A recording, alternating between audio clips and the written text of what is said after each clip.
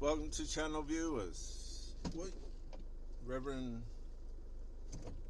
Dr. J.W. Morrison, theologist, Central Coast, New South Wales, Australia. Thank you for coming in. Just train the dog.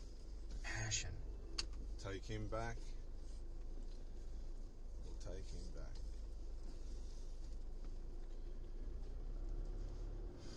I've been thinking about interference and how powerful it is, how subtle it is, how covert it is. And how deliberate it is. And when you've got a partner that's allowing these micro-incremental interferences to slip into the relationship, you've got trouble. I'm telling you, you've got big trouble with that person because they haven't got an appreciation for the privacy of the relationship. And that's a problem. That's a big problem. It's a problem that it's been there since the beginning. And we know that the way in which the woman allowed the serpent to interfere in her relationship at the start. It undone everything. It undermined everything. Caused terrible crisis for everyone after that. Terrible crisis. Because interference has a way of rolling on. It has a rippling effect. And if you're with somebody and you know family members are interfering and friends are interfering, they're speaking to men at work or on social media, that's all interference. That's got nothing to do with power and might and a sound mind. You're dealing with somebody whose mind isn't sound. They don't understand the principles of a relationship. They don't know how to work it out. They don't know what it means. They don't know what it is. They don't know what's going on.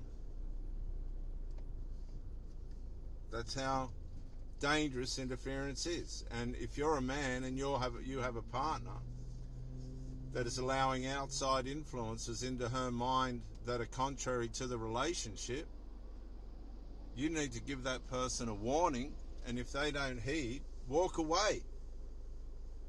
They're not a healthy person. They don't understand the principles of relationship and the power therein. They don't want to, they don't know, they don't want to. They don't want to know. And you will come off second best. A lot of these women now, they return. When they're chastised, they start to break away. They don't let you know. It's all covert. It's all a means of a subtle form of punishment, but you don't know. It's very deceptive and divisive and evil. They start to talk to men behind your back, friends about you behind your back. They're pulling you down, they're defaming you, they're vandalizing you, they're speaking about you with their adult children. They haven't got a clue who you are. They whinge about you to their sisters, their mothers, fathers, brothers, children, vandalizing who you are, what you stand for, the effort that you're putting into them, all over the fact that you're trying to bring wisdom to a relationship of which they're turning into folly. What do? What's the first thing that you do? I tell you again, you detach.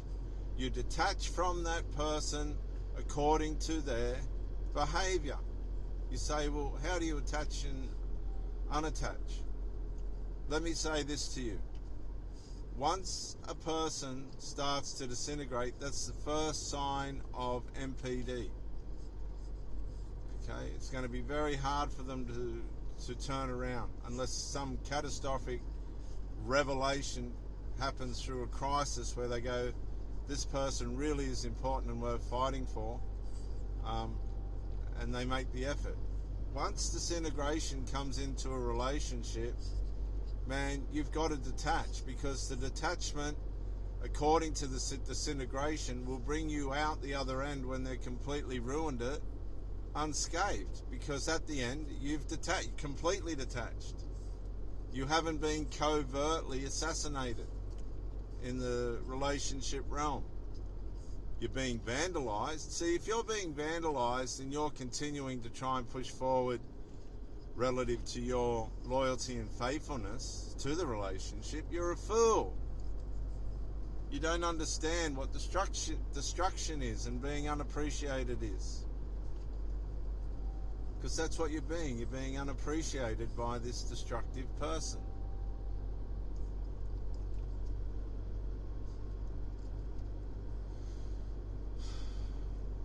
You detach according to the level of bad behavior. And you continue to detach as they continue to produce the bad behavior until you're worn out with it and you can walk away with a clear mind, because you've assessed the person and you've operated with that person with integrity and good performance, but detached according to who they are. Because the love bomb phase of a relationship produces the interest and attachment. They're gonna love bomb you. They're gonna tell you how wonderful you are. They're gonna pour on the sex. They're gonna put on the orgasms and make out you're the greatest lover that there is, and this and that. This is all happening because they're starved. They're love starved, and they're topping up, and you're the source of supply that they're using to do that. That's all this is. And you attach. You think, well, this person's great, this person's wonderful, they really need me, I'm going to make this work. But it's all an illusion. Once the disintegrative behavior starts, they try and separate and condition you to being just a convenience for them. Then you detach. You would detach accordingly. But many people are programmed to push in harder, and it's absolutely absurd. It's very weak, and it doesn't help anyone. It doesn't help anyone to become stronger or better or more sensible. It's just weak.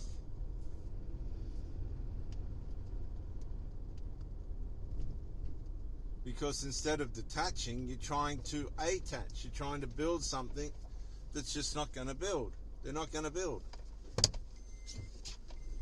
They're not going to build in the relationship. They don't want to. They don't think there's a need for it. They don't think they haven't got the value. And so they're not going to play a proper role.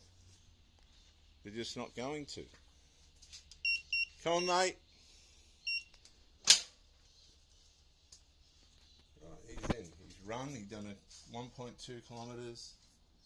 He's cooled down. We'll come back to the pool later. This is my crib. I've got more training to do without the dog, which I'll go and do now.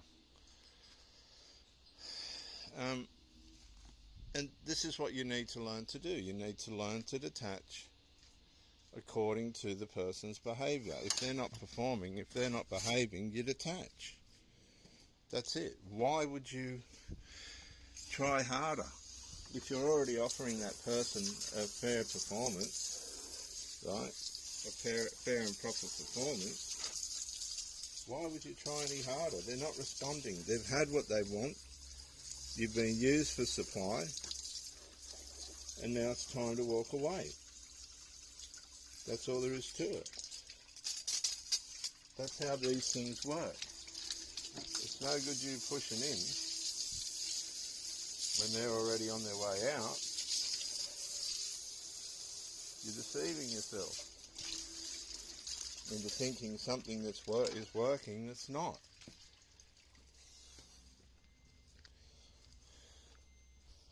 It's just not. That's self-deception based on your devotion and loyalty. See, when I used to help people in cults,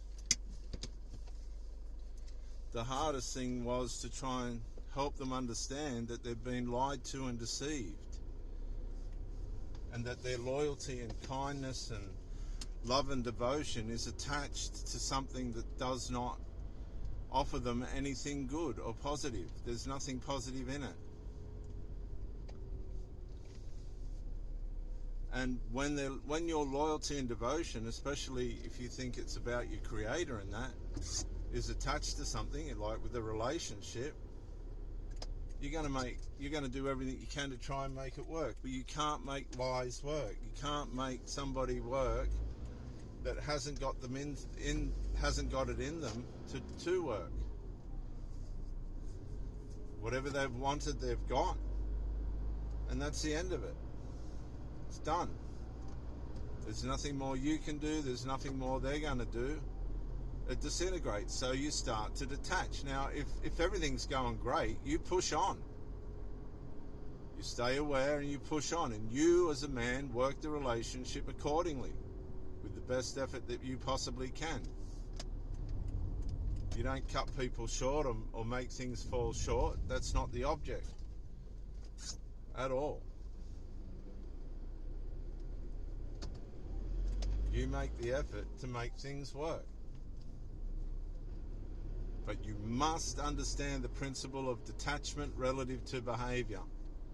When a female starts to cause trouble, and you can see it and you're aware of it, you have to detach. No money, no blessing, no food. And if you really want to see where they're at, continue to be intimate with them while you're detached and watch them go down the tubes. You will see them going down the tubes because they're not in the relationship. They'll come for supply and then they'll just go off doing other stuff that's absolutely got nothing to do with anything in building a relationship. The wise person, Proverbs 14:1, pulls down their builds their relationship, and the foolish person pulls it down. Proverbs 14:1, the wise person pulls down builds the relationship, and the foolish person pulls it down. You have to be aware of it, and you have to act accordingly.